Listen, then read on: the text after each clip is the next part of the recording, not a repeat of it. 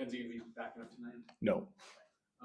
Obviously, we've talked a lot about Scott, just the confidence he was playing with. You guys are coming off a game where you still get a point, keep that streak alive, but you lose. Just what are you looking for out of your group tonight? Bounce back, build off what you guys did. Just kind of what are you looking for? Well, we got to be better than what we were. Yeah, we didn't have a complete 60 minutes in that game. And like, I didn't love the home opener game against Utah. I thought we came out, had a really nice first period. I like what we did in the third, but our game got away from us, like, stubborn with the puck in all three zones, but mostly neutral zone play in the second period, and it led to too much defending time and ended up costing us a game, right? So, um, but it's like, to me, that's more of a mindset than, like, in puck management plays, and probably need to get a little firmer. So we talked about that briefly this morning, because going into playing a team like Carolina, highly competitive team, super dangerous off the rush and in no zone play. So we got to have our fair share of possession game tonight.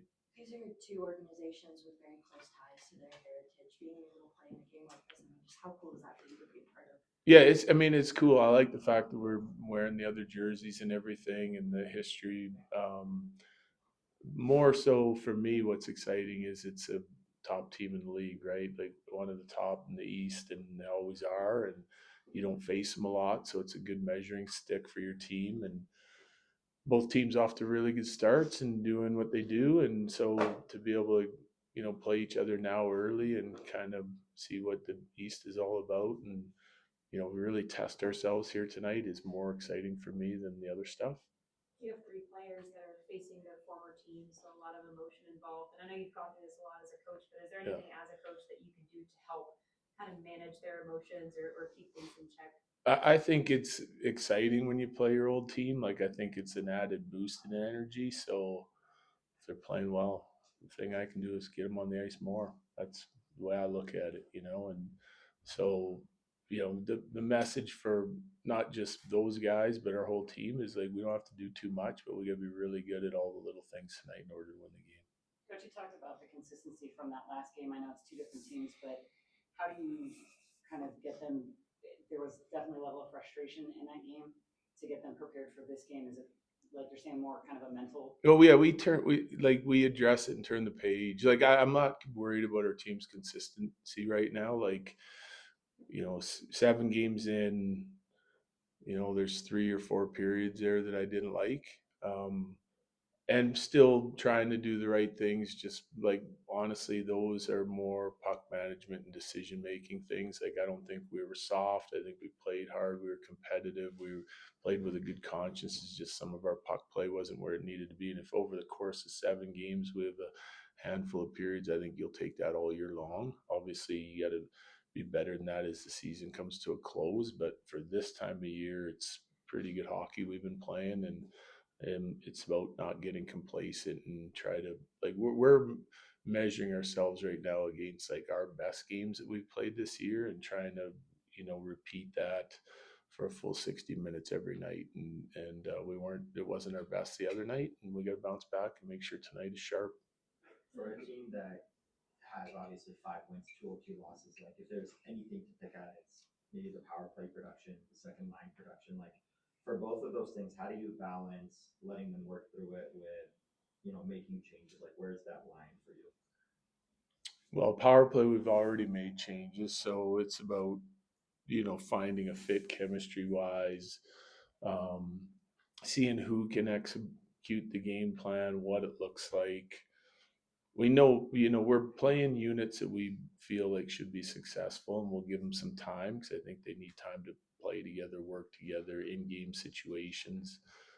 It's been difficult lately because 3 games, we got 4 power plays in our last 3 games. That's it, right? You were used to getting that every night. So over a 5 game stretch, you're getting a really good look at what you're doing well, what you need to improve on. There's lots of teaching points in there, but over the last few games, it just isn't, right? So we got to give this unit some time, and we'll probably experiment again shortly. Um, Second line, I want to, like, when it comes to 5-on-5 and you're having team success, they've been doing a nice job defensively. They've had a game or two where they've chipped in offensively. Even last game, we have the goal that's disallowed, that's theirs. So I want to give them a little bit more time, 5-on-5, probably a little bit more patient in that area than I would be with the power play. But it's early in the season, it's a long season, so I'm not really freaking out about either one of those. I asked Victor Olofsson about the differences between the Colorado and the Vegas power play, and he told me that obviously it's skill based, but Vegas's power play is different in the part that they're more stationary, and the Avalanche are more of a passing team. How would you rate his performance so far on the power play, given the differences between both teams? Yeah, I think his role in particular is probably really similar. Watching what he did with Vegas, we looked at that in depth in the summertime. It's one of the reasons why we got him. Um, I think there's differences and similarities between McKinnon, Eichel, the goal line with Stone and Marty. Um, like their guys are placed in perfect spots. They're really good at what they do. Um, I would say they have a lot of like automatic plays that they're just they put it to the net a little bit more and crash the net a little bit more than our power play, which is something that we're working on with our group, getting a little bit more reckless and creating a little bit more chaos at the net front. So lots of similarities, lots of differences, but I still think his role is weak side flank shooter, get yourself in the right spots, get open, be available, and when it's on your tape, you got to put it there. So I think his is probably the most similar role in both power plays. Corey and then Megan.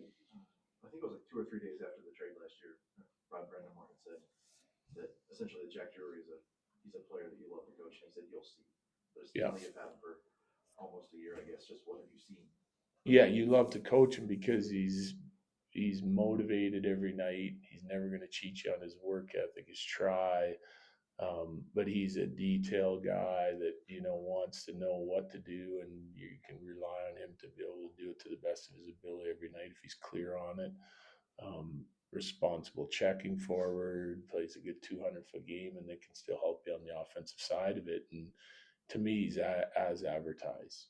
Elite 4C, playing 3C, which I think that's he's one of those on a lot of teams in the league too, and he's doing it for us right now. And that line's been really good here recently. I like their last 4 or 5 games. I think they're finding some chemistry. So yeah, I enjoy coaching them as well.